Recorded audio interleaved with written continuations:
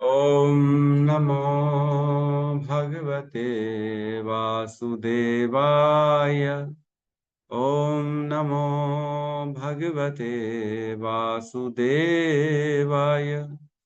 ॐ नमो भगवते वासुदेवाय। यः स्वानुभावम् अखिलं श्रुतिसारमेकम् आध्यात्मदीपम् अतितीर्षितां तमोऽन्धम् संसारिणां करुणयः पुराणगुह्यम् तं व्याससूनम् उपयामि गुरुं मुनीनां। नारायणं नमस्कृत्य नरं चैव नरोत्तमं देवीं सरस्वतीं व्यासं ततो जयमुदीरये। श्रवणतां स्वकथा कृष्ण पुण्यश्रवणकीर्तिनः हृदयन्तस्थो हि अभद्राणि विधुनोति सुहृत्सताम्। नष्टप्रायेषु भद्रेषु नित्यं भागवत सेवया भगवती उत्तम श्लोके भक्तिर्भवति नैष्टिकी। श्रवणतः श्रद्धया नित्यं गृणतश्च स्वचेष्टितं कालेन नातिदीर्घेण भगवान् विशते हृदि। कृष्णाय वासुदेवाय देवकी नंदनाय च नंदगोपकुमाराय गोविंदाय नमो नमः। जय श्री कृष्ण चैतन्य प्रभु नित्यानंद श्री अद्वैत गदाधर श्रीवासादि गौर भक्त वृंद। हरे कृष्णा कृष्णा कृष्णा हरे हरे, हरे राम राम राम हरे हरे। हरे कृष्णा कृष्णा कृष्णा हरे हरे, हरे राम राम राम हरे हरे। हरे कृष्णा कृष्णा कृष्णा हरे हरे, हरे राम राम राम हरे हरे। हरे कृष्णा। सभी का स्वागत है प्रातःकालीन श्रीमद् भागवतम के सत्र में। और हम दूसरे स्कंद के अध्याय पहले का एकदम लास्ट में पहुंच गए हैं। कल हमने श्लोक क्रमांक 37 को देखा है ना। 37 में कहते हैं सुखदेव गोस्वामी, विराट पुरुष का मुख, नहीं 37 नहीं सॉरी 38 कल हमने किया था है ना।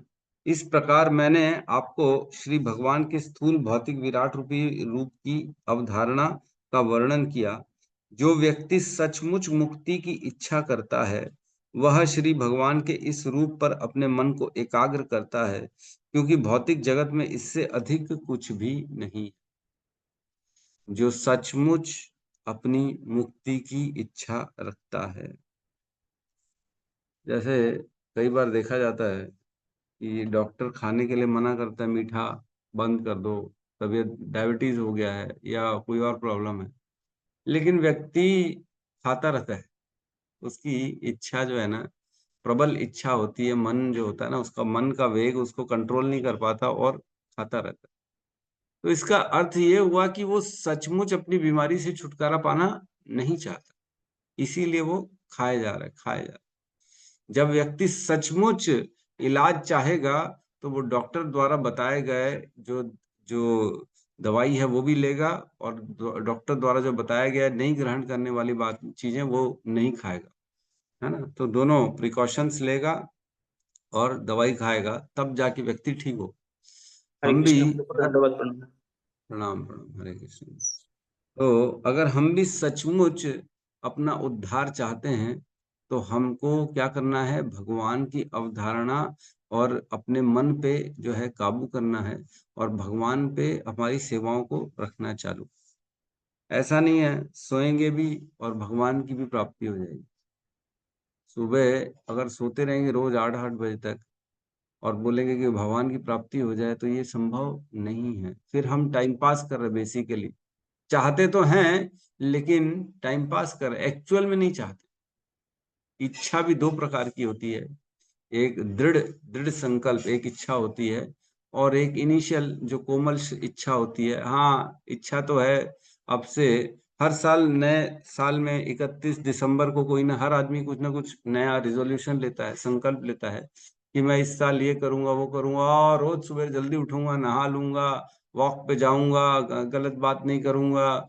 लेकिन हफ्ता 10 दिन के बाद ही जो है पता लगता है अरे अभी तो थोड़ा सा कर लेते हैं, फिर देखेंगे फिर देखेंगे, वो पूरा साल ही निकल जाता है ऐसे करते करते। तो ये कोई इच्छा नहीं हुई, है ना, असली इच्छा ये नहीं हुई। असली इच्छा तो ये होती है जब वाकई में हर समय व्यक्ति को अपनी उस टारगेट को ध्यान में रखते हुए अपनी रूटीन को सेट करता है, हर समय, हर पल, हर रोज, है ना। एक पहले पिक्चर आई थी, भाग मिल्खा भाग, है ना? मैं उसको देखा था तो बड़ा जोश आ जाता है शुरुआत में ऐसी पिक्चरें देख के, अरे हमको भी यही करना है, अरे ऐसा दिन रात एक कर देना, अपने जो मैंने संकल्प लिया उसकी प्राप्ति करनी ही है मेरे को कैसे भी करके। लेकिन हमारे अंदर धीरे धीरे वो संकल्प शक्ति जो है ना, धीरे धीरे धीरे धीरे डाउन हो जाती है। भगवान भगवत गीता में 3 प्रकार की धृति का वर्णन करते हैं 18वें अध्याय में। 3 प्रकार की धृतियां होती हैं, एक सतोगुणी धृति, एक रजोगुणी धृति और एक तमोगुणी धृति। धृति क्या होता है? धृति मीन्स बेसिकली संकल्प शक्ति। व्यक्तियों में संकल्प कर तो लेते हैं लेकिन उसको पूर्ण करने की शक्ति नहीं होती। जो तमोगुणी व्यक्ति होते हैं वो तो आज संकल्प करेंगे और कल, रात के बाद कल ही भूल जाएंगे। लेकिन जो रजोगुणी व्यक्ति होते हैं वो संकल्प करते हैं और उन संकल्प में से कुछ ही जो है को पूर्ण करते हैं, जो उनके बेसिकली मोड ऑफ पोजेशन को पूर्ण करता है, उनको लाभ देने वाला है, जो उनके इच्छाओं को पूर्ति करने वाला है, बेसिकली केवल उतना ही करते, बाकी संकल्प को पूरा नहीं करते हैं। लेकिन जो सतोगुणी व्यक्ति होता है ना, वह संकल्प भी आध्यात्मिक लेता है और उसको पूर्ण करने की शक्ति भी रखता है। जैसे राजा हरिश्चंद्र, उन्होंने बोल दिया मतलब वो करके रहे। उन्होंने बोल दिया विश्वामित्र को, पूरा राज्य आज से आपका, संकल्प दे दिया, आप जो बोलेंगे मैं ऋषिवर करूंगा। तो विश्वामित्र ने बोला पूरा राज्य आज से मेरा। बोले हाँ ठीक है, तो पूरे घर राज्य से निकल गए सब कुछ छोड़ के। तो सब कुछ छोड़ के वो पूरे राज्य से निकल गए। और जब विश्वामित्र ने बोला नहीं इतने से नहीं काम चलेगा, तुमको मेरे को 1000 मुद्राएं भी देनी पड़ेंगी, तब उस पे भी तैयार हो गया और उन्होंने अपने आप को बीच बाजार में बेच दिया, अपनी पत्नी बच्चे को भी बेच दिया। ये होती है संकल्प शक्ति जो कभी टूटे ना। हर स्थिति में जो एक बार मुख से निकल गया वो करना है पूरा का पूरा, हर स्थिति में। तो इस प्रकार हमने कल पढ़ा कि श्लोक क्रमांक 38 में जो सचमुच इच्छा करता है वह इसी भगवान के रूप में अपनी धारणा को एकाग्र करता है, मन को एकाग्र करता है, मन को इधर उधर दौड़ने नहीं देता। और क्योंकि इससे अधिक कुछ है ही नहीं, पूरा संसार कहाँ है?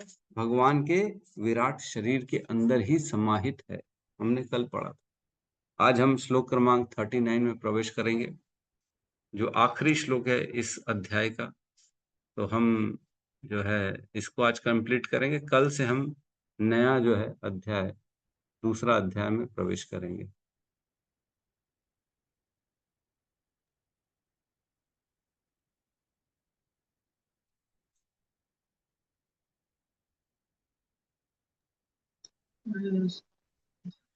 क्लियर है? जी प्रभु।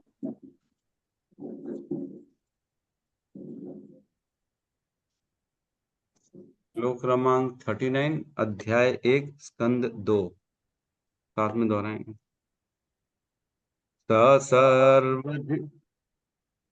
सर्वधिवृत्य अनुभूत सर्वः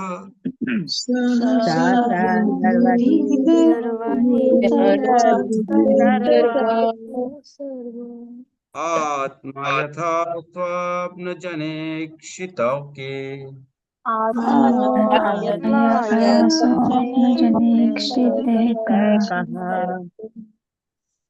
तं सत्यमानंद निधिं भजेत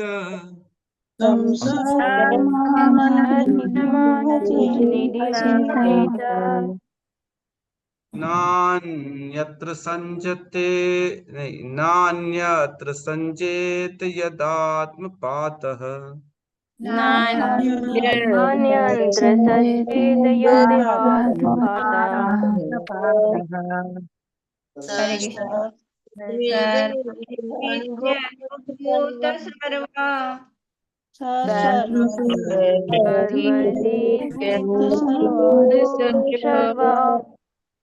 आत्मा यथा स्वप्नजने चितैक्यः आत्मा यथा स्वप्नजनेक्षितैकः तं सत्यमानन्दनिधिं भजेत् सत्यमानन्दनिधिं भजेत् नान्यत्र यत्सज्जेत यत् आत्मपातः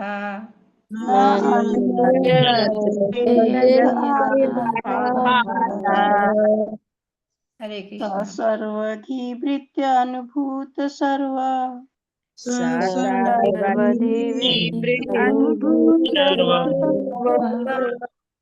आत्मा यतः यथा स्वप्न जनेक्षितेकः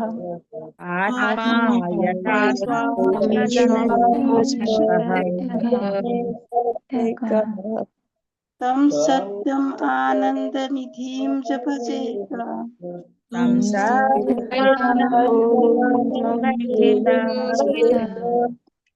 न अन्यत्र सज्जेत यत् आत्मपातः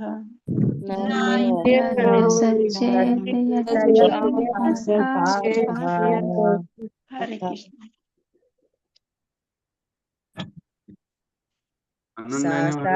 सर्वधिवृत अनुभूत सर्व सर्वधीवृत्यनुभूत सर्व आत्मा यथा स्वप्नजनेक्षितैकः आत्मा यथा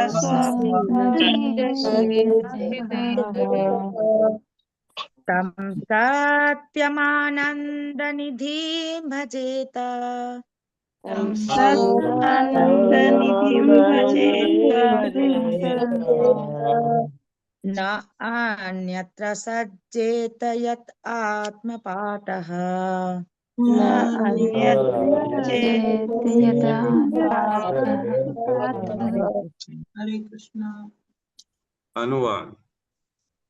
मनुष्य को अपना मन पूर्ण पुरुषोत्तम भगवान में एकाग्र करना चाहिए, क्योंकि वे ही अपने आप को इतने सारे रूपों में उसी तरह वितरित करते हैं जिस तरह की सामान्य मनुष्य स्वप्न में हजारों रूपों की सृष्टि करता है।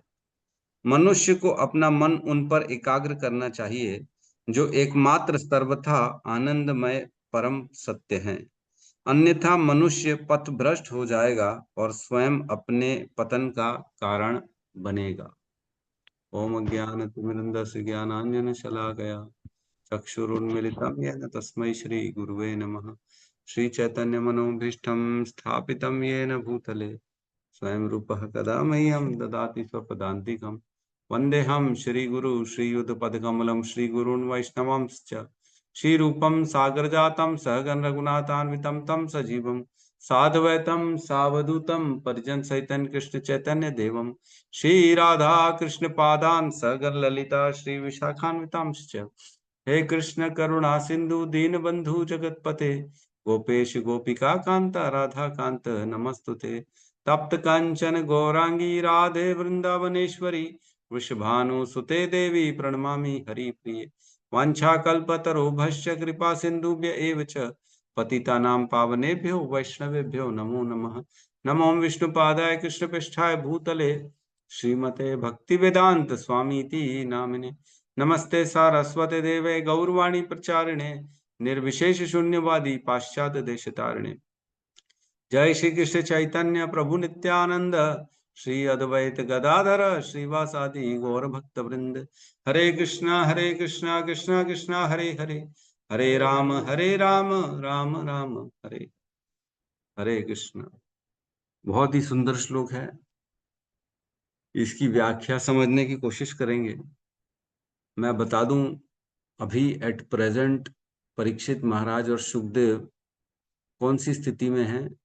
जब सुखदेव गोस्वामी ने धारणा करने पे बताया कि जब एक व्यक्ति की समाधि से उसका पतन हो जाता है ना, जब वह अष्टांग योग करता है, यम नियम आसन प्राणायाम प्रत्याहार, धारणा ध्यान समाधि, है ना, इस स्थिति से समाधि तक पहुंच जाता है और उसके बाद उसका जब दोबारा पतन हो जाता है तब क्या करना चाहिए, तब सुखदेव गोस्वामी बताते हैं कि उसको वापस से धारणा करना चाहिए।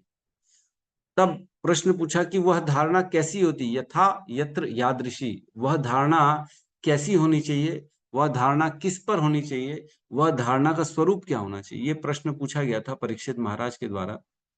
उस पे फिर सुखदेव गोस्वामी ने बताया कि धारणा कैसी होनी चाहिए। तो शुरुआत में बताया, है ना, जितेंद्रियां, जितात्मा, इस तरह से जो है 4 चीजें बताई थी कि धारणा कैसी करनी चाहिए। फिर बताया था यत्र मतलब किस पर करनी चाहिए, भगवान के स्थूल रूप पे करनी चाहिए जो विराट रूप है, और धारणा का स्वरूप क्या होना चाहिए। तो उस पे बता रहे हैं कि स्वरूप विभिन्न प्रकार से हम देख देख के भगवान की धारणा कर सकते हैं। जो इस भौतिक जगत में जो भी वस्तु, जो भी चीज देखें उसको भगवान से कैसे जोड़ के देखना है वो बताया गया। तो 37 नंबर श्लोक तक बताया गया कि धारणा का स्वरूप क्या होना चाहिए। अब 38 में कल बताया कि जो व्यक्ति सचमुच अपना उद्धार चाहता है, मुक्ति चाहता है, उसको ऐसी ही धारणा करनी चाहिए, भगवान को हर वस्तु में दर्शन भगवान का करना चाहिए। तो ये वाला जो श्लोक है 38 और 39, ये श्लोक हमारे लिए भी है ना। वैसे तो पिछले के श्लोकों को भी हमको ध्यान रखना चाहिए, क्योंकि हम संसार में वस्तुओं को देख के हमको भी भगवान की तरफ उनको जो है कनेक्शन देखना चाहिए। भक्ति योग में भी ये करना चाहिए।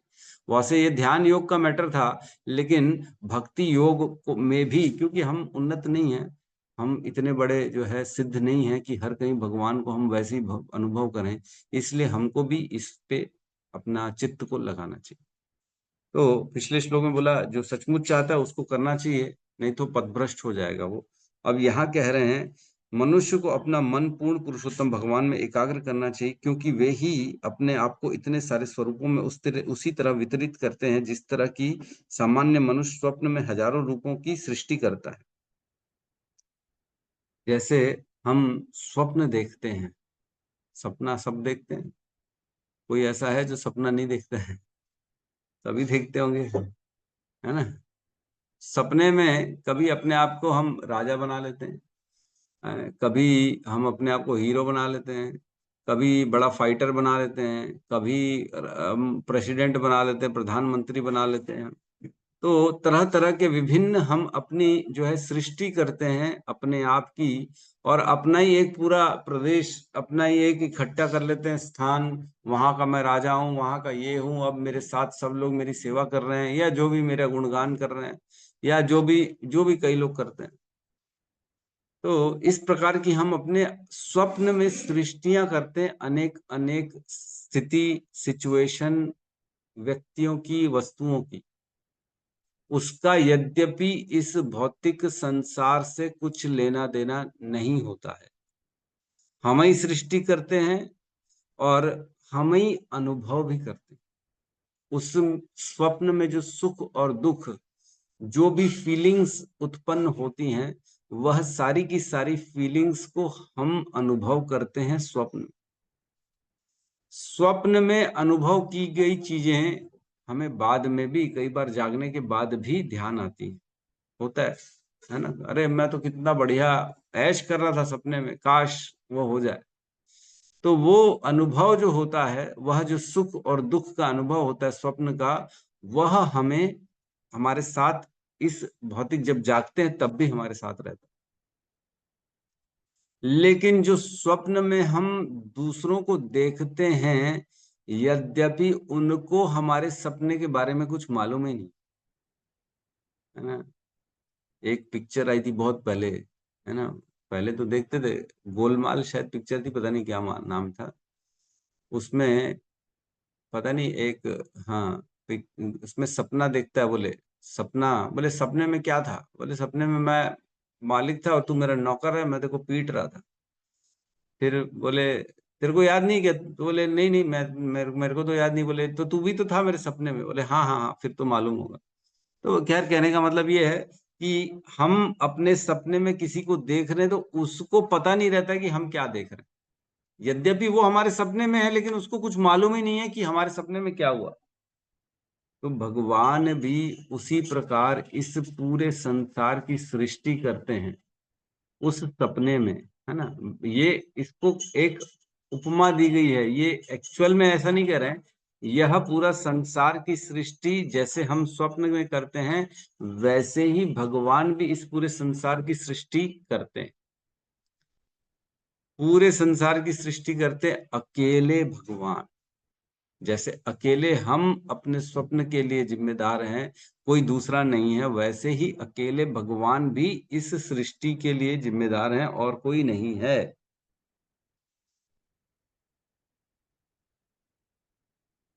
उसमें फीलिंग्स भी रहती है, लेकिन इसमें ये नहीं कह रहे हैं कि जगत स्वप्न है। तो क्या प्रभु, ये प्रश्न उठ सकता है कि क्या ये जगत सपना है, हकीकत नहीं है क्या? हम सब सपने में है क्या? तो नहीं नहीं, हम सपने में नहीं है। भगवान के सपने जैसे जैसे एक उपमा दी रही, जैसे हम अपने सपने की सृष्टि करते हैं, वैसे ही भगवान इस पूरे जगत की सृष्टि करते हैं। उन्हीं की इच्छा से होता है। जैसे हम अपने सपने में हर व्यक्ति हर वस्तु की जानते हैं, हम ही सृष्टि करते तो हम उसको जानते हैं, उसी प्रकार भगवान भी इस जगत सृष्टि में जो हम लोग हैं, हम सबको भगवान जानते हैं। हमारी सृष्टि उन्होंने करी और हमको क्या अच्छा क्या बुरा, हमारे साथ क्या क्या है, वो सब भगवान जानते। तो ये एक उपमा दी जा रही है, ऐसा नहीं कहा जा रहा है कि ये जगत सपना है ना। नहीं तो फिर तो हम मायावाद में हो जाएंगे। हैं, जगत सब सपना, ब्रह्म सत्य, बाकी जगत सब सपना, ऐसा नहीं ले, ये नहीं कह रहे।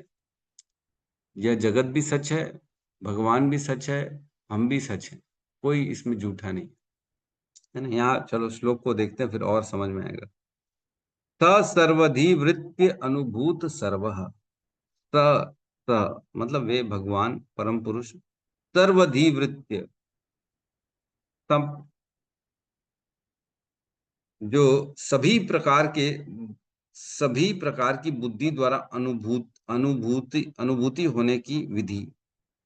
मतलब सपने में बहुत सारी वस्तुओं को हम सृष्टि करते हैं और क्या करें, अनुभूत सर्वः, और उन सभी का अनुभव भी करते हैं। हम अपने सपनों की सृष्टि करते हैं अपनी बुद्धि से, और उन सपने में सभी वस्तुएं जो आती हैं उनको अनुभव भी करते हैं। स सर्वधिवृत्य अनुभूत सर्वः, वह भगवान भी ऐसा ही करते हैं, है ना। क्या करें, आत्मा, आत्मा यहाँ परमात्मा के लिए कहा गया, वही परमात्मा यथा स्वप्न जनेक्षितौ के है। जिस प्रकार स्वप्न देखने वाला पुरुष एक होता है, स्वप्न जन इक्षितः, सपना देखने वाला एक है, एक ही व्यक्ति सपना जैसे देखता है, उसी प्रकार एक ही भगवान है जो इस पूरे संसार को सृष्टि करते हैं अपनी बुद्धि से। हम अपने पूरे सपने को देखते हैं, ऐसा नहीं है कि हम अपने सपने को चालू कर दिया और हमको कुछ पता नहीं। यद्यपि जागने के बाद कई बार हमको पता नहीं पड़ता हमने क्या देखा, लेकिन जब सपना चलता रहता है तब हम पूरी तरह से सपने में इन्वॉल्व रहते हैं और हर चीज को अनुभव करते हैं अकेले। हम अकेले, कोई और दूसरा उसमें एंटर नहीं करता। उसी प्रकार भगवान भी अकेले इस पूरी जगत की सृष्टि करते हैं और उसको अनुभव करते हैं। अनुभव करते हैं, ये बहुत इंपॉर्टेंट है। अनुभव करते हैं मतलब जो भी व्यक्ति, जो भी जीव इस संसार में जो अच्छा सोच रहा है, बुरा सोच रहा है, इच्छा कर रहा है, भोगों की इच्छा है, वासना की इच्छा है, किसी का मर्डर करने की इच्छा है, किसी की चीज की प्राप्ति के लिए इच्छा कर रहा है, या द्वेष है किसी के प्रति उसका, या दुश्मनी रखा हुआ है, इसकी तो मैं ऐसी तैसी करूंगा, या इसको मारूंगा, या इसको प्रेम करूंगा, या इसको प्राप्त करूंगा, या किसी की सेवा करने की इच्छा कर रहा है, तो वह सारे अनुभव पहले भगवान को पता पड़ जाता।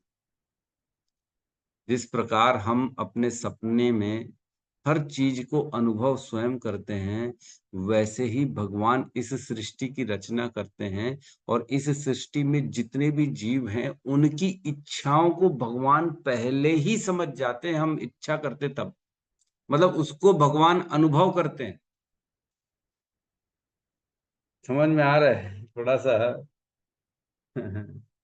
भगवान के सब स्वप्न में सभी की सृष्टि करते हैं, उस सृष्टि में हम सब कॉन्शियस हैं, हम सब भगवान की सृष्टि करते हैं और उसमें हम हैं, और हम सब उस स्वप्न, भगवान के स्वप्न की सृष्टि में हम भी चेतना से युक्त हैं। ये भेद है, हमारे सपने में जो आता है उसकी चेतना नहीं होती है, लेकिन भगवान के सपने के जैसे ये सृष्टि है उसमें हम हैं और हमारी सबकी अलग चेतना चल रही है, और हम सब की चेतना जो है वह भगवान उसको स्वयं अनुभव करते हैं। ये क्या है? अगर हम किसी के प्रति द्वेष रख रहे हैं, सपोज करो, अरे अपने आप को तो प्रभु समझता है, अपने आप को वैष्णव समझता है, लेकिन एकदम रद्दी थर्ड क्लास आदमी है, प्रभु क्या पता है, दूर रहो ऐसे लोगों से। या किसी को अंदर ही अंदर गाली दे रहा है, नास पिटा इसका, ये हो, इसका तो बर्बाद हो जाए, ये तो कहीं का नहीं रहे, कल का सूर्य ना देखे ये ऐसा होता है कई बार। तो ये विचार जो है हम कर रहे हैं, लेकिन ये विचारों को हमारे करने से पहले कौन अनुभव कर रहा है? भगवान अनुभव कर रहे हैं। सोचो अंदर ही अंदर क्या चल रहा है, और भगवान को सब पता पड़ रहा है, और हमको लग रहा है कोई किसी को पता ही नहीं पड़ रहा है। किसी को भी किसी भी विचार को अपने हृदय में प्रकट करने से पहले ये सोच रहे हैं कि ये भगवान देख रहे हैं, अनुभव कर रहे हैं हमको, क्योंकि परमात्मा है ना, सबके हृदय में तो बैठे हुए हैं, कहाँ अलग है। हमारी इच्छा करने की शक्ति भी तभी आती है जब भगवान उसको एक्टिवेट करते हैं। मन कब काम करता है? जब भगवान प्राणों को एक्टिवेट करते हैं, और प्राणों से शक्ति आती है मन को, तब मन एक्टिवेट होता है, और मन जब एक्टिवेट होता है तब मन शक्ति देता है इंद्रियों को, तब इंद्रियां एक्टिवेट होती हैं, तब इंद्रियां अपना कार्य कर पाती हैं। एक डेड शरीर है, एक मृत शरीर है, क्या उसकी इंद्रियां काम कर रही हैं? कर रही हैं क्या? नहीं कर रही। क्यों नहीं कर रही हैं? क्योंकि मरा हुआ है, प्राण नहीं है उसके अंदर। मतलब प्राण होंगे तभी इंद्रियां काम करेंगी, ठीक है? तो प्राण कब आएंगे? जब परमात्मा अंदर आते हैं। हमने पढ़ा हुआ है यह शरीर पंच कोशों से बना हुआ है। सबसे बाहर जो होता है अन्नमय कोश, फिर होता है मनोमय कोश, फिर होता है प्राणमय कोश, फिर होता है ज्ञानमय कोश, नहीं विज्ञानमय कोश, फिर होता है आनंदमय कोश। ठीक है, ऐसे ही होता है ना, मैं गलत तो नहीं बोल रहा हूँ। अन्नमय कोश बनता है भूमि, हवा, जल और अग्नि से, नहीं पृथ्वी, जल और अग्नि से ये अन्नमय कोश बनता है। फिर प्राणमय कोश बनता है आकाश से और हवा से, है ना। फिर उसके बाद मनोमय कोश बनता है मन, बुद्धि, अहंकार से। फिर विज्ञानमय कोश बनता है आत्मा से। फिर आनंदमय कोश बनता है परमात्मा से। सबसे अंदर परमात्मा है, इसीलिए ये सारी चीजें हैं यहाँ पर। परमात्मा है इसलिए आत्मा इस शरीर के अंदर है, आत्मा इस शरीर के अंदर है इसलिए मन, बुद्धि, अहंकार इस शरीर के अंदर है, मन, बुद्धि, अहंकार इस शरीर के अंदर है, इसीलिए पंच दो तत्व हैं आकाश और हवा, पृथ्वी, अग्नि, जल इस शरीर में। समझ में आ रहा है? जैसे मकान की नींव नीचे फाउंडेशन होती है, उसके ऊपर पहला माला आता है, फिर पहला माला है इसलिए दूसरा माला है, दूसरा माला है इसलिए तीसरा माला बनता है, फिर चौथा, फिर पांचवा, छठवां, एक के ऊपर एक माला बनता जाता है। लेकिन अगर सबसे नीचे वाले माले को हटा देंगे तो क्या ऊपर वाले माले रहेंगे? नहीं रहेंगे, वो तो हवा में गिर जाएंगे। हवा ही नहीं, उनके आधार नहीं है ना नीचे। आधार होगा तब तो कोई माला खड़ा रहेगा, बिल्डिंग खड़ी रहेगी। उसी प्रकार सबसे नीचे परमात्मा है, फिर उसके ऊपर आत्मा है, आत्मा के ऊपर मन, बुद्धि, अहंकार है, मन, बुद्धि, अहंकार के ऊपर आकाश और हवा है, हवा के ऊपर जो है पृथ्वी, अग्नि, जल है। ये शरीर ऐसा टिका हुआ है हमारा, एक के ऊपर एक के ऊपर एक के ऊपर एक। परमात्मा चले जाएंगे तो बचेगा कुछ नहीं। तो डेड शरीर, हम कहाँ थे, एक अगर मृत शरीर है तो उसकी इंद्रियां क्यों नहीं काम करी, क्योंकि उसमें मृत है, वो उसमें प्राण नहीं है। प्राण कैसे आएंगे, जब सबसे पहले परमात्मा आएंगे तब आत्मा आएगी, जब आत्मा आएगी तब इस शरीर में चेतना आएगी। आत्मा का क्या गुण है, हमने देखा है, आत्मा रहती है तो क्या होता है, चेतना रहती है इस शरीर में। जहां आत्मा रहेगी वहां चेतना रहेगी, जहां ये गुण ही है आत्मा का। चेतना नहीं है मतलब आत्मा नहीं है। जैसे सूर्य की रोशनी और सूर्य अलग अलग नहीं है, लेकिन अलग अलग हैं। घर के अंदर रोशनी आ गई तो इसका मतलब ये नहीं कहेंगे कि अरे सूर्य आ गया हमारे घर के अंदर, सूर्य तो अपनी जगह बैठा है ना, लेकिन रोशनी यहां तक आ गई। लेकिन सूर्य नहीं रहेगा तो रोशनी भी नहीं रहेगी। उसी प्रकार आत्मा है तो शरीर में चेतना है, आत्मा नहीं है तो चेतना भी नहीं है। चेतना और आत्मा को अलग अलग नहीं किया जा सकता। तो आत्मा आएगी तो साथ में चेतना लेके आएगी, मतलब प्राण लेके आएगी, एक्टिवेट करेगी। जब चेतना आती है तब मन बुद्धि अहंकार को शक्ति मिलती है और वो अपने कार्य कर पाते हैं। जब मन बुद्धि अहंकार को शक्ति मिलती है तब जाके मन अपनी शक्तियों को इंद्रियों को देता है, तब इंद्रियां कार्य कर पाने में संपन्न हो पाती। ठीक है, समझ में आ रहा है, कोई इसमें कंफ्यूजन तो नहीं है?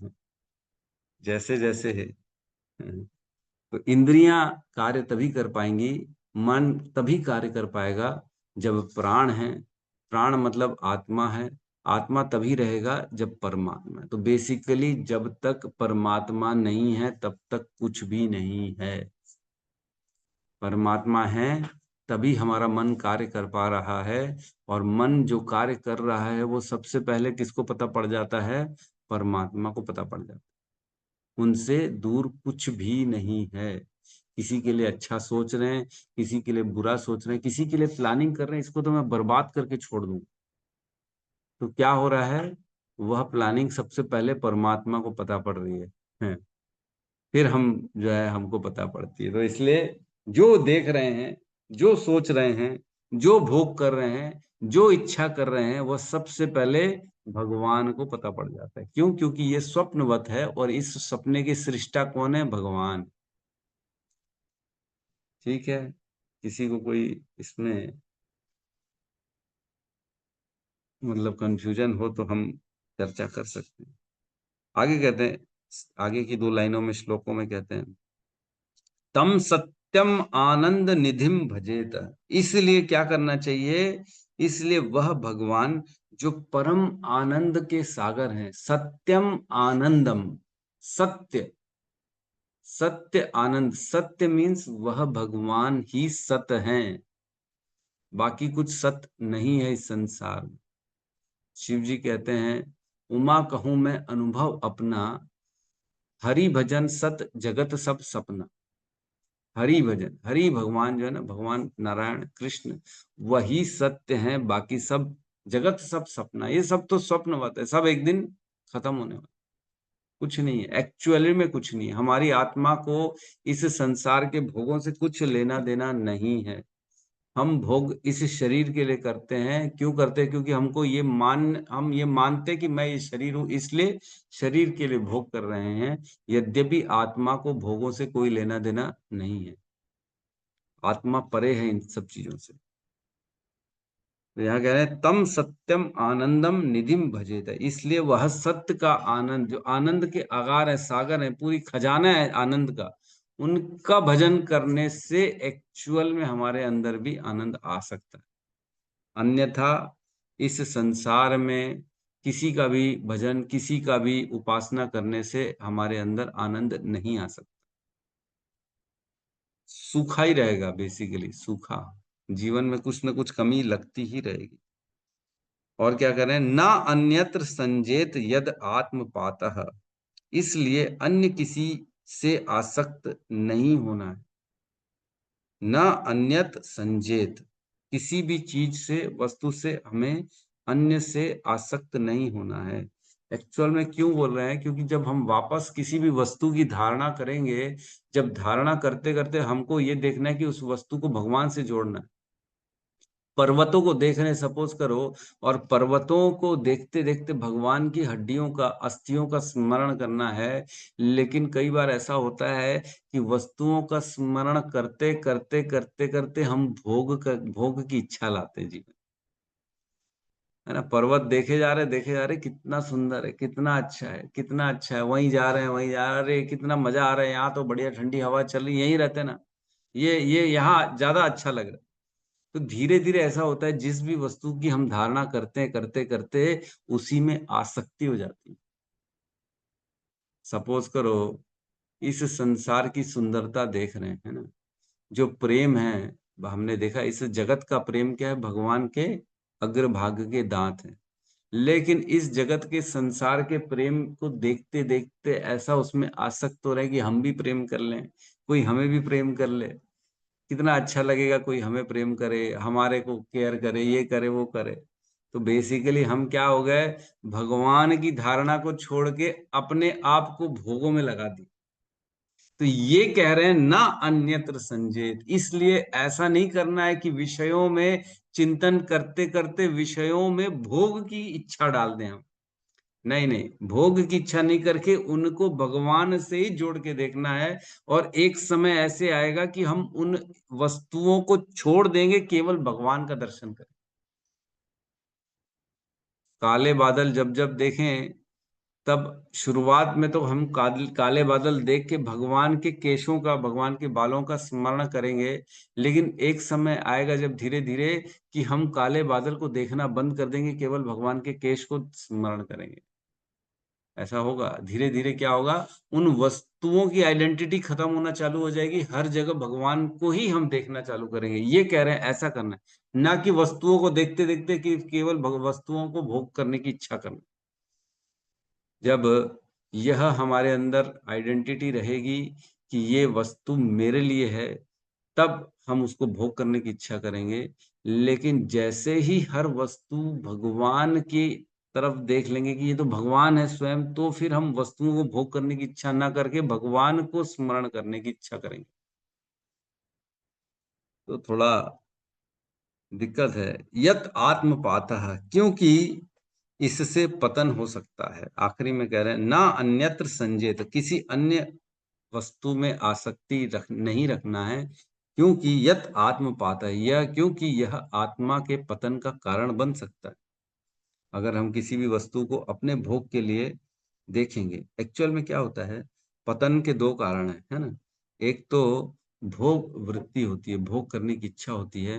दूसरा सिद्धियों में उलझना है। जैसे जैसे हम भक्ति में आगे बढ़ते हैं ना, तो हमको सिद्धियां मिलना चालू हो। ये सबके साथ होता है, ऐसा नहीं है कि आपके साथ नहीं होगा। जो भी भक्ति में आगे बढ़ेगा, धीरे धीरे निश्चित तौर से उसको सिद्धियां मिलती हैं। सिद्धियां मिलती है मतलब क्या, शुरू में तो गुणगान चालू हो जाएगा, लोग बोले अरे क्या तो नॉलेज है आपको, क्या तो बोलते हो प्रभु, आप तो माइंड ब्लोइंग हो प्रभु, आपके जैसा तो कोई है ही नहीं प्रभु, क्या आपका दिमाग चलता है प्रभु, वाह प्रभु, क्या रूटीन बना के रखी प्रभु, आप इतने 16 माला कर रहे हो, ये कर रहे हो, वो कर रहे हो, वाह।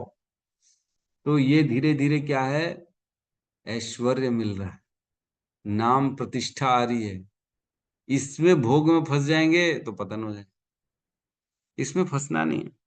हमने नारद जी के जब समय था, नारद जी ने बताया पिछले जन्म में वो दासी के पुत्र थे और वो जंगलों में चले गए, वो भगवान के चिंतन में चले गए। तब वो बताते हैं कि जो भगवत प्राप्ति है वो 3 स्टेजेस में होती है।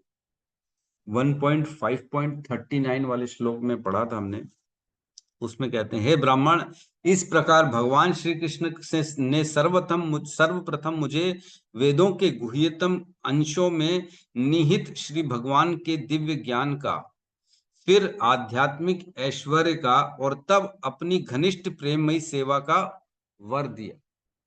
ये हमने पढ़ा था कि 3 स्टेजेस में नारद जी को भगवान की प्राप्ति हुई। सबसे पहले क्या प्राप्त हुआ, उन्हें दिव्य ज्ञान मिला, दिव्य ज्ञान। फिर दूसरा क्या मिला उनको, आध्यात्मिक ऐश्वर्य, सिद्धियां। बेसिकली किसके हृदय में क्या चल रहा है पहले ही पता पड़ गया, है ना।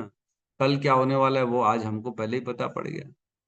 है ना। कौन क्या सोच रहा है, कौन गाली दे रहा है, कौन अच्छा कर रहा है, कौन बुरा कर रहा है, वो हमको बैठे बैठे पता पड़ेगा। सिद्धियां, जैसे बाबा बागेश्वर धाम आते हैं ना, वो पंडित धीरेन्द्र शास्त्री, वो पहले ही बता दे, अरे पीछे कौन खड़ा है, आ जाओ आ जाओ, पहले ही लिख लेते हैं, अरे तुम्हारा ये विचार है ना, तुम ये विचार करके आए हो ना।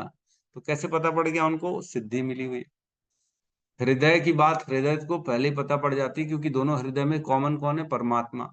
वो परमात्मा से पूछते, परमात्मा जी इसके हृदय में क्या चल रहा है बताओ। तो परमात्मा जो उनके हृदय के हैं और जो हमारे हृदय के परमात्मा है, वो एक दूसरे से बात कर लेते हैं, क्योंकि एक ही है दोनों। और हमारे हृदय के परमात्मा हमारे हृदय में उस विचारों को प्रकट कर देते कि इसके हृदय में क्या चल रहा है, तो हम बता देते हैं। तो ये सिद्धियां होती हैं बेसिकली। तो ये सिद्धि प्राप्त हो जाती है व्यक्ति को, और फिर उसमें क्या होता है, कई लोग वहीं पे रुक जाते। सिद्धि आ गई, अब तो बस ऐश्वर्य मिल गया ना, पूछ परख हो गई, अब और क्या चाहिए इससे ज्यादा। लोग आगे पीछे घूम रहे हैं, एकदम बुला रहे हैं, बड़े बड़े बोर्ड लगा रहे हैं, अरे आप तो महान हो, आप तो सब जान जाते हो, आप तो क्या होना है क्या नहीं होना है सब मालूम है आपको। तो फिर सिद्धियों में फंस जाते हैं। तभी तो हमारे हिज होलीनेस गोपाल कृष्ण गोस्वामी महाराज जो हैं, वो जब मिलने गए थे पंडित धीरेन्द्र शास्त्री उनसे, तब उन्होंने बोला था, क्या बोला था हमारे गुरु महाराज ने? बोला था कि आप बहुत अच्छा कर रहे हैं, लेकिन जादू कम दिखाइए और लोगों को भक्ति की प्रेरणा ज्यादा दीजिए। ये बोला था उन्होंने। अभी की बात है ना, 3-4 साल पुरानी बात है घटना, ज्यादा बहुत पुरानी भी नहीं हुई है बात ये।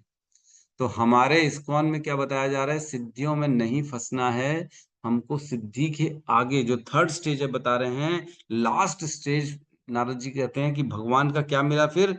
घनिष्ठ प्रेममयी सेवा। भगवान की प्रेममयी सेवा मिली घनिष्ठ, आखिरी में।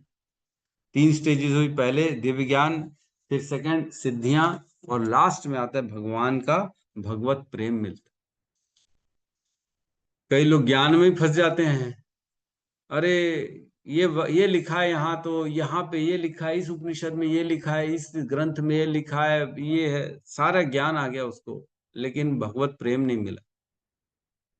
दूसरी स्टेज में पहुंच जाते कई लोग, सिद्धियां तक पहुंच गया, वो अपने आप को यहाँ बैठे हैं, और अमेरिका में भी, वहां पे भी प्रकाशित कर देते अपने आप को, वहां पे क्या हो रहा है। एक बार ऐसे ही हुआ था ना, हमारे इस्कॉन के कौन जो है महाराज थे, वो अमेरिका गए थे शायद, मैं थोड़ा थोड़ा याद है मेरे को, पूरी पूरी तरह से याद नहीं है, लेकिन वो अपने ग्रंथ ले जाने भूल गए, जिसके बेस पे उनको लेक्चर देना था। तो अरे बोले अब क्या करें, ग्रंथ तो मैं लाया नहीं, भूल के। तो बोले रुको थोड़ी देर, फिर वो कमरे के अंदर गए, बंद किया कमरा, और 15 मिनट बाद कमरे से निकले ग्रंथ लेके, जो कि इंडिया में ग्रंथ थे उनके घर में, वह ग्रंथ लेके अमेरिका के दरवाजे से बाहर निकल गए। तो ये क्या सिद्धियां हैं, ये मिलती हैं, लेकिन हमारे में ये सिद्धियों को प्रदर्शित नहीं किया जाता, मना किया जाता है, सिद्धियां नहीं दिखानी है, क्योंकि सिद्धियां व्यक्ति को फंसाने के कार्य होती है। ये माया होती है बेसिकली, फंस जाएगा आदमी तो नीचे गिर जाएगा। सिद्धियों में उलझना नहीं, ना अन्यत्र, अन्य चीजों में अपने आप को डाइवर्ट नहीं करना है, शुद्ध प्रेमा भक्ति की तरफ अपने को फोकस करना, ना अन्यत्र संजेत यद आत्मपातः, नहीं तो आत्मा का पतन हो जाएगा, नहीं तो नीचे गिर जाएंगे बेसिकली, है ना। तो जब जब हम देखें, हर वस्तु में भगवान का स्मरण करें, और स्मरण करते करते धीरे धीरे वस्तुओं को देखना बंद करके केवल भगवान का चिंतन पे आ जाए, क्योंकि वस्तुओं को देखते देखते देखते भोग की वृत्ति उत्पन्न हो जाएगी, और भोग की वृत्ति उत्पन्न हो जाएगी तो वह बेसिकली भगवान का चिंतन ना करके अपने भोगों का चिंतन करता है, और धीरे धीरे पतन हो जाता है। यही तो होता है। जब देखते हैं भक्ति में आगे बढ़ता है, तो ब्रह्मचारी या कोई सन्यासी धीरे धीरे देखता है उसका ऐश्वर्य बढ़ रहा है, अरे सभी लोग पूछ रहे हैं, अरे महाराज जी कुछ खा लो, प्रभु जी कुछ पा लो, मैं बना के घर से लाई हूँ, माताएं बोलेंगी।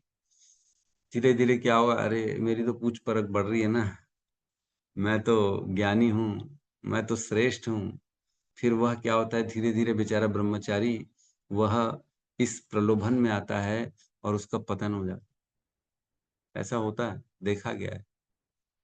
भोगों में अगर वृत्ति आ गई तो वह धीरे धीरे पतन हो जाएगा, और वह भूल जाएगा कि मैं ब्रह्मचारी हूँ, कि सन्यासी हूँ, मैंने क्या व्रत लिया है, मैंने भगवान की भक्ति का व्रत लिया है, मैंने भोगों का व्रत नहीं लिया है। ये सब भूल जाता है और भोगों में लग जाता है और गलत काम करने बैठ जाता है। ना अन्यत्र बहुत इंपॉर्टेंट है ना। तो इसके तात्पर्य में हम पढ़ते हैं, ऐसा लगता है मानो आत्म साक्षात्कार जीवन संघर्ष के विरुद्ध नित्य जीवन के लिए एक युद्ध हो। ये कह रहे हैं कि जीवन संघर्ष जो है, जीवन में संघर्ष बहुत है, लेकिन इसके जैसे संघर्ष, पैसा कमा रहा है आदमी जीवन में, जीवन जीने के लिए तो बहुत संघर्ष कर रहा है बेसिकली पैसा कमाने के लिए, और पूरा जीवन वह संघर्ष जो है युद्ध के समान लगता है। एक लड़ाई चल रही है हर किसी के जीवन में, ये पालूं वो पालूं ये पालूं, एक युद्ध चल रहा है।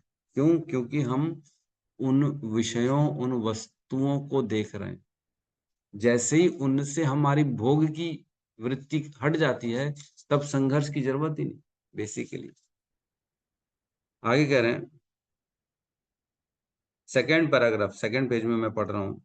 जब मनुष्य कोई वस्तु देखता है तो उसे यह ज्ञात होना चाहिए कि यह उसका देखना गौण है और श्री भगवान का देखना प्रधान एवं आदि है। जब हम किसी भी वस्तु, व्यक्ति, स्थिति, परिस्थिति को देखते हैं तो बेसिकली ये देखना चाहिए कि मैं तो अभी देख रहा हूं, भगवान तो मेरे से पहले से देख रहे हैं।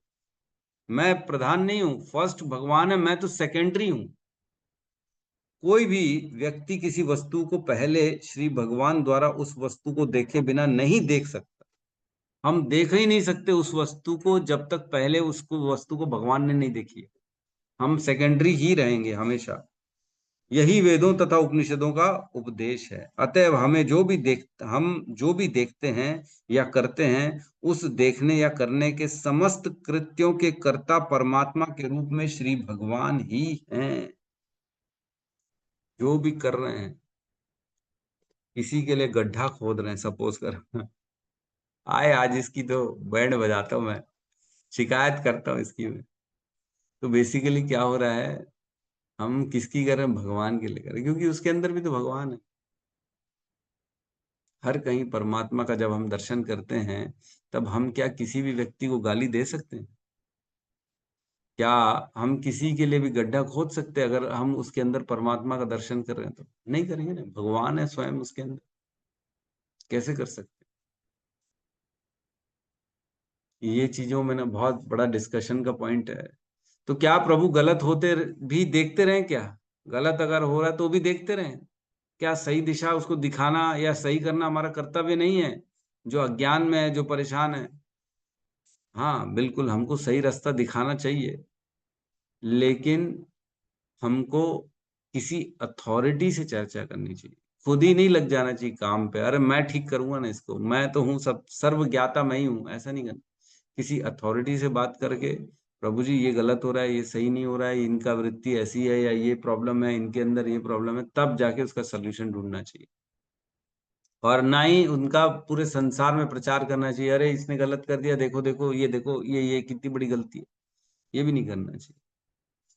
ठीक है, आगे कह रहे हैं, आत्मा तथा परमात्मा के एक साथ एकत्व तथा भिन्न भिन्न होने के इस सिद्धांत को श्री चैतन्य महाप्रभु ने अचिंत्य भेदाभेद तत्व दर्शन के रूप में प्रतिपादित कर दिया था। तो हमारा जो इस्कॉन का बेसिक आधार है, जो हम जिस शिक्षा पे चलते हैं, जो सिद्धांत है हमारा, वो अचिंत्य भेदाभेद, भेद और अभेद दोनों में, आत्मा और परमात्मा में भेद भी है और अभेद, दोनों में भेद नहीं भी, अलग अलग भी हैं और एक ही समान है। कैसे एक समान है? तत्व की दृष्टि से दोनों सेम है, आत्मा और परमात्मा दोनों सत चित आनंद है। लेकिन आत्मा और परमात्मा में भेद क्या है? आत्मा जो है सेवक है और परमात्मा जो है वो सेवा लेने वाले, ये भेद है। हम हमेशा उनके अंश के रूप में हमें उनकी सेवा करनी चाहिए, ना कि अपने आप को भोक्ता समझना चाहिए। भगवान में और हम में भेद है ना, और भेद नहीं भी है। निष्कर्ष यह है कि मनुष्य को या तो भगवान श्री कृष्ण का या उनके पूर्ण अंश नारायण का बिना किसी संकोच के पूजक बनना चाहिए, अन्य किसी का भी नहीं। किसी और की तरफ हमको ध्यान नहीं देना चाहिए। लास्ट की कुछ लाइनें जो है मैं पढ़ रहा हूँ। स्वप्न देखने वाला व्यक्ति अपने स्वप्न में अनेक वस्तुओं की सृष्टि करता रहता है। इस तरह वह स्वप्न का बद्ध दर्शक बन जाता है और उसके परिणामों से भी प्रभावित होता है। यह भौतिक सृष्टि भी श्री भगवान के स्वप्न जैसी सृष्टि है, किंतु वे दिव्य परमात्मा होने के कारण न तो स्वप्नवत सृष्टि की प्रतिक्रियाओं बंधनों से बंधते हैं, न ही प्रभावित होते।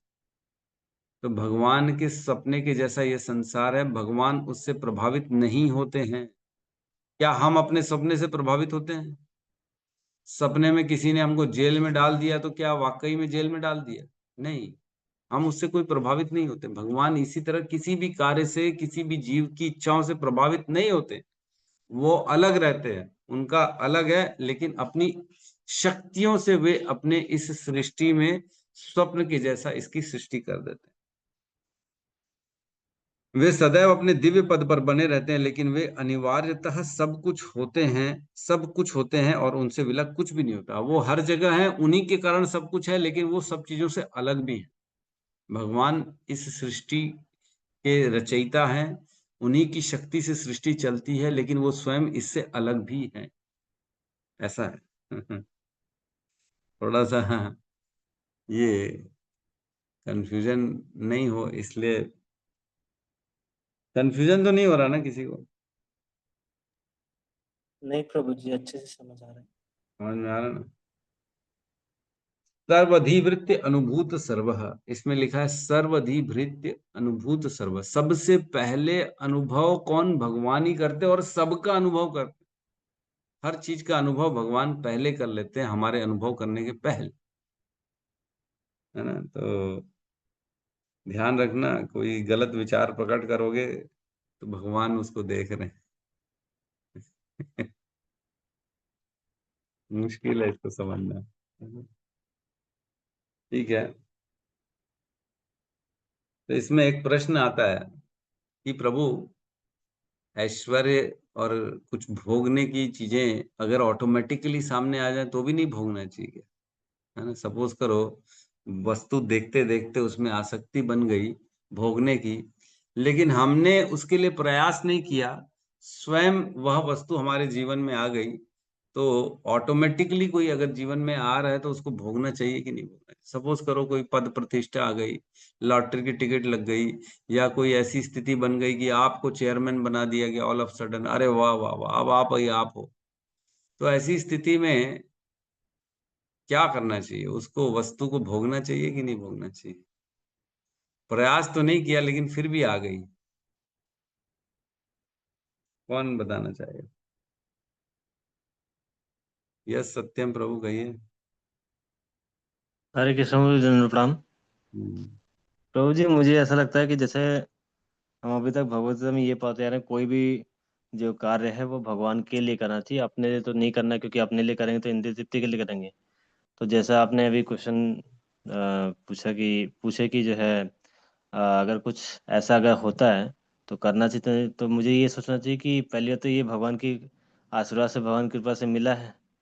और दूसरा चीज़ ये समझना चाहिए कि अगर भगवान के आशीर्वाद से मिला है तो इसको भगवान के लिए ही करना चाहिए, भगवान का ही, कि मतलब उन्होंने अगर हमें इस लायक समझा है तो भी इस पोजीशन पे मिला है, तो हमें उन भगवान के लिए ही करना चाहिए, पर इस तरीके से सोच के करना चाहिए।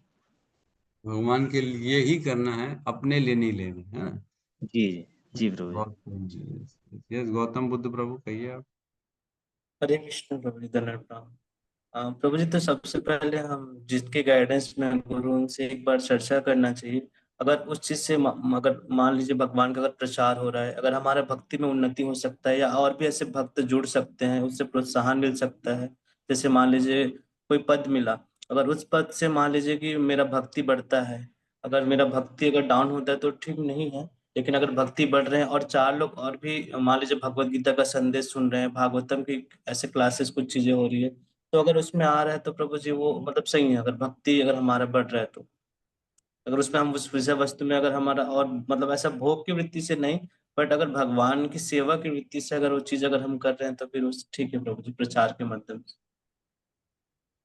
नहीं नहीं, आप कह तो ठीक रहे हैं, लेकिन बातें चल रही हैं। सपोज करो अगर आपको कल मंदिर का जो है सीनियर काउंसलर नियुक्त कर दिया जाए, सपोज करो, है ना, कल पर सुबह सुबह, आज कौन सा दिन है, सोमवार है ना, अभी दोपहर में फोन करें 12 बजे, आपको बुलाया जाए मंदिर और बोला जाए आज से आप हमारे जो है ना सीनियर काउंसलर नियुक्त करे जाते हैं, आपके साइन के बिना कोई भी काम नहीं होगा मंदिर में।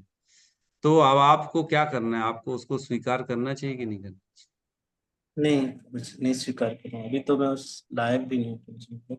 और इसमें एक चीज ये भी आता है प्रभु जी की हम अभी साधना भक्ति कर रहे, अभी उतना उन्नत नहीं है, अभी उत्तम भक्त नहीं बने हैं, अभी तो हम बहुत नीचे हैं, तो अपने भक्ति साधना में पहले ध्यान देना पड़ेगा गुरु के गाइडेंस चाहिए? में। और सपोज करो आपको अगर जहाँ जॉब करते हैं वहां पे आपको एकदम सीईओ मैनेजर बना दिया जाए आज दोपहर को जाके, अरे आप तो कल तो आपने बहुत बढ़िया काम कर दिया प्रभु, बॉस आपसे बहुत खुश हैं, अब आपको वो बहुत प्रमोशन देना चाहते हैं, कल से सैलरी भी डबल है और आपको जो एक अलग से कैबिन दिया जाएगा और पूरा मैनेजमेंट अब आपके हाथ में आएगा, तो स्वीकार करना चाहिए कि नहीं करना? जी प्रभु जी, जो सैलरी मिलेगा उसको भगवान की सेवा में लगा सकते हैं और वहां पे थोड़ा सीख सकते हैं, वहां पे मतलब अब ये पर्पस आ जाए कि हाँ अब जो सैलरी मिलेगा वो भगवान की सेवा के लिए हो सकता है, वो कर सकते हैं प्रभु जी, क्योंकि यहाँ पे अब थोड़ा अलग हो जा रही है, एक भौतिक चीजें हो रही, एक आध्यात्मिक चीजें हो जा रही है, तो इसलिए प्रभु जी हम्म, उसको स्वीकार कर सकते स्वीकार कर, ठीक है, यस। अच्छा, और आपको प्रमोशन दिया जाए और बोला जाए कि अब आपको जो है ना दिल्ली में रहना पड़ेगा या अमेरिका में भेजा जाता है, अब आपकी सैलरी 4 गुना हो गई, अब आपको जो है फ्लाइट से टिकट मिलेगी हर महीने, आप एक दिन के लिए रायपुर आ सकते हो और 29 दिन आपको अमेरिका में रहना पड़ेगा, तो करना चाहिए कि नहीं करना चाहिए? हैं। नहीं प्रभु जी, अगर भक्ति वहाँ पॉसिबल नहीं है, अगर भक्तों का संग नहीं मिल रहा है, ऐसे तो क्लासेस नहीं हो रही, तो फिर नहीं जा सकते प्रभु जी, क्योंकि भक्ति जो है इम्पोर्टेंट है, फर्स्ट प्रायोरिटी। ठीक है, यस यस, रोनी नंदन बाबू आप बताइए क्या कहना चाहते यस प्रभु जी, आपने जैसे दो चीज पूछा सर प्रभु जी, जैसे हम भौतिक भोग अगर कुछ मिल जाता है, जैसे कुछ अच्छा बड़ा बस पोस्ट मिल जाता है, तो बिल्कुल हमको उसको स्वीकार करना चाहिए प्रभु जी, हमको। और उसमें क्या है, आसक्ति रहित स्वीकार करना चाहिए, मतलब उसमें हमको जो भोग, मतलब उसमें जो सपोज करो सीईओ मिल गया, हम क्या कोई पद प्रतिष्ठा मिल गया, तो हम उसमें एकदम आसक्त ना हो, और ये सोच के करना, स्वीकार करना चाहिए जैसे मेरी तो जरूरत नहीं है इतनी, सपोज करो मेरी सैलरी सपोज करो 50,000 है और मेरे को वहां 5 लाख का पैकेज मिल जाता है, तो मैं 5 लाख का क्या करूंगा, 4.5 लाख रुपए मेरे को जो एक्स्ट्रा, मेरे 50,000 की रिक्वायरमेंट है, तो मैं इसको भक्ति भाव में लगवाऊंगा, कुछ ऐसे मंदिर के निर्माण कार्य में लगवाऊंगा, या इससे कुछ रिलेट भक्त की सेवा करने में लगाऊंगा, इस भाव से हम स्वीकार करना चाहिए उसको।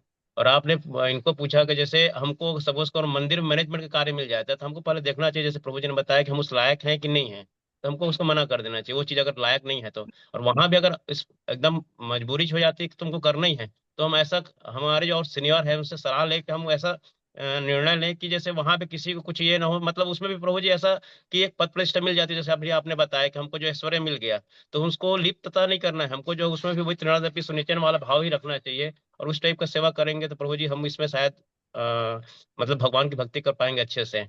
अब बिल्कुल भोग तो भोगना ही चाहिए प्रभु जी, जैसे मैं अभी थोड़ा सा रिसेंटली जो है बता रहा हूँ, मैं लड़का को बोला मैं तू क्या करेगा करके, मतलब वो बाहर जाऊंगा, ये करूंगा वो करूंगा बोलता है, इसमें जो है मैं बाहर पढ़ने जाऊंगा, मैं तू मेरे साथ रह, तू कर इसमें, तू मेरे को थोड़ा छुट्टी दे इसमें, तो नहीं नहीं, तो मैं वो बोलता है कि आपके साथ रहूंगा तो फिर ये होगा, तो पैसा कमा के क्या करे, पैसा ज्यादा प्राथमिकता मत दे, तो पैसा मेरे को ये अच्छा लगा कि मैं पैसा कमाऊंगा पापा, तो जैसे अभी एक दो जो लोगों को उदाहरण दिया, हालांकि उदाहरण उनका उदाहरण नाम नहीं लूंगा, 3 लोग जैसे सेवा करते हैं मंदिर में, मैं तो वो सेवा करूंगा, उस टाइप का सेवा करूंगा और उसमें भक्ति भावना करूंगा। तो प्रभु जी हम जैसे कुछ करते भी हैं, सपोज कर हमको अगर मिल भी जा रहा है, तो बिल्कुल ये करना चाहिए कि चलो ठीक है हमको रिक्वायरमेंट नहीं है, लेकिन हम उसमें मंदिर से रिलेटेड कुछ भी सेवा का कार्य हो सकता है उसमें हम लगाएं, और आसक्ति रहित ये सेवा करें, तो बिल्कुल प्रभु जी हम उसमें जो है ना पतन में नहीं जाएंगे। हरे कृष्ण प्रभु। हैं?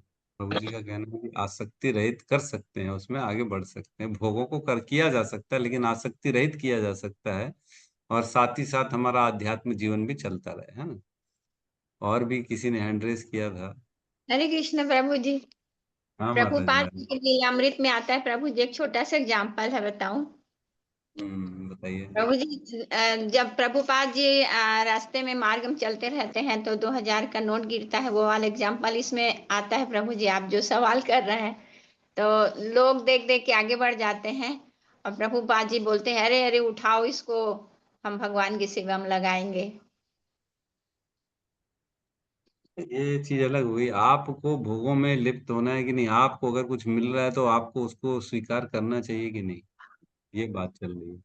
तो रोहिणीनंद प्रभु जी जो बोले ना प्रभु जी, वो बहुत सही एग्जाम्पल था और आंसर था प्रभु जी। देखो, सही सही है, सबने अपने अपने हिसाब से उत्तर अच्छा दिया। यस रितिका माता जी, आप भी बताइए।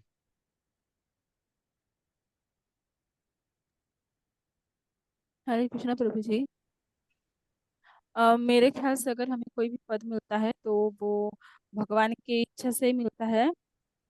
और अगर वो चीज हमारे आध्यात्मिक यात्रा में कोई बाधा नहीं आता है, या अगर हमारे आध्यात्मिक कार्य में कोई चीज मतलब बाधा नहीं आता है, हम लोग वो चीज कर सकते हैं, नहीं तो अन्यथा मेरे ख्याल से नहीं कर सकते हैं। हम्म। तो आपका भी यही यही विचार है कि आध्यात्मिक बाधा नहीं आए तो हमको उसको स्वीकार कर लेना चाहिए, पद प्रतिष्ठा को, और उसको भोग सकते हैं, लेकिन भक्ति साथ में चलती रहे, है ना, भक्ति में जी। बाधा नहीं वो है ना। हाँ, अगर और एक चीज हमें वो सोचना चाहिए कि हर एक चीज, जैसे ऑफिस में कोई काम वगैरह भी आ रहा है तो वे सोचना चाहिए कि हम ये ईश्वर की प्रसन्नता के लिए कर रहे हैं, या इससे हमारे प्रभु प्रसन्न होंगे, ऐसे टाइप कुछ। ठीक है, ठीक है, ठीक है। सबने उत्तर दिया। अब मैं बताता हूँ कि इसमें दो स्थितियां उत्पन्न होती है ना। सपोज करो कोई भोग हमारे जीवन में आ रहा है, कोई सपोज करो कल के कल हिज ग्रेस रोणी नंदन प्रभु को सीएम जो है रायपुर छत्तीसगढ़ के सीएम द्वारा बुलाया जाता है, और उनको बोला जाता है कल से आप हमारे छत्तीसगढ़ के खास इंजीनियर नियुक्त किए जाते हैं, और छत्तीसगढ़ के बड़े बड़े सारे प्रोजेक्ट्स आपको देखने हैं, और आपको देश विदेश में जाके हमारे छत्तीसगढ़ का नाम रोशन करना है। सपोज करो, हो भी सकता है, उसमें क्या है। तो आदमी कैसे इनकार कर सकता है?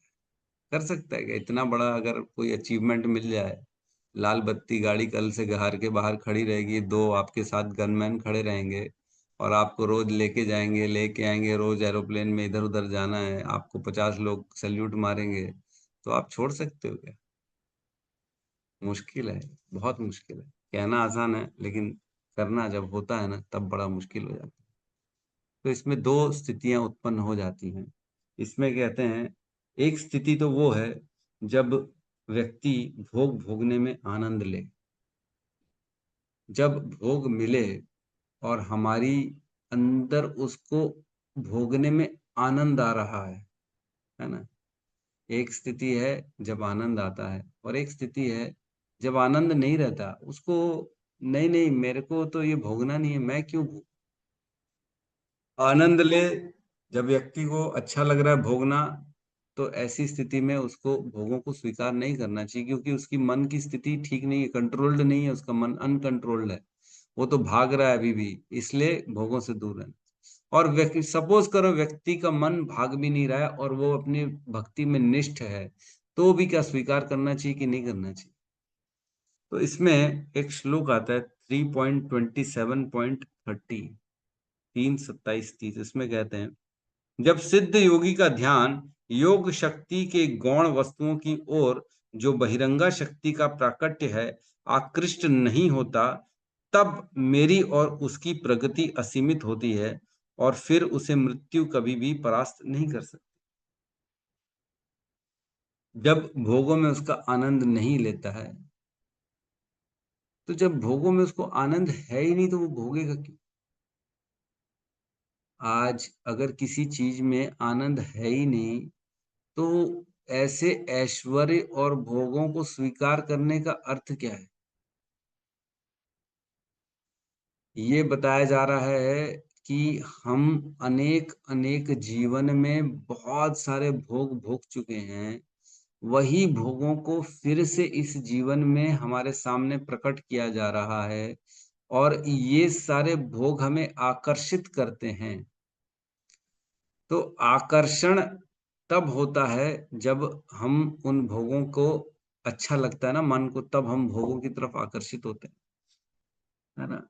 तो बेसिकली दोनों स्थितियों में भोगों से दूर ही रहना चाहिए।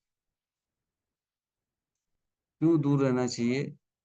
पहली स्थिति में तो एक तो जब आदमी थोड़ा सा नीचे डाउन है, उसको भोग अच्छे लगता है, उसको नाम प्रतिष्ठा, भौतिक पद प्रतिष्ठा बहुत अच्छी लगती, तब तो बिल्कुल ही नहीं करना चाहिए, क्योंकि उसमें पूरी तरह फंस जाएगा।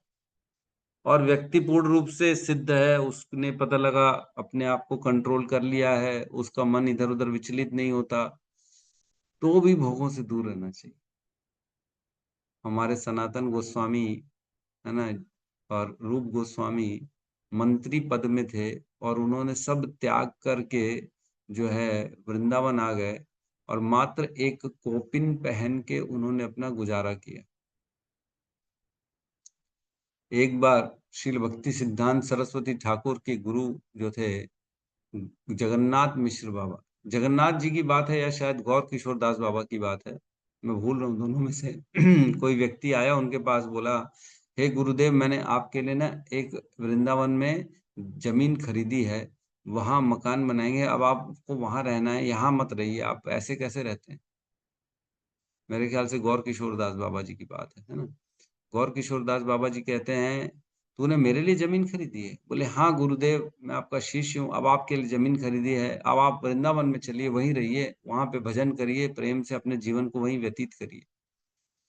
तो गौर किशोर दास बाबा जी ने उनको बहुत चिल्लाया, बोले, तू माया के दूत, मेरे को तू क्या नीचे, हाँ गौर किशोर दास बाबा, तो तू क्या मेरा पतन करने आया है? निकल यहाँ से, तू मुझे क्या प्रलोभन देगा, निकल यहाँ से, मेरे को नहीं जाना, मैं यही ठीक हूँ।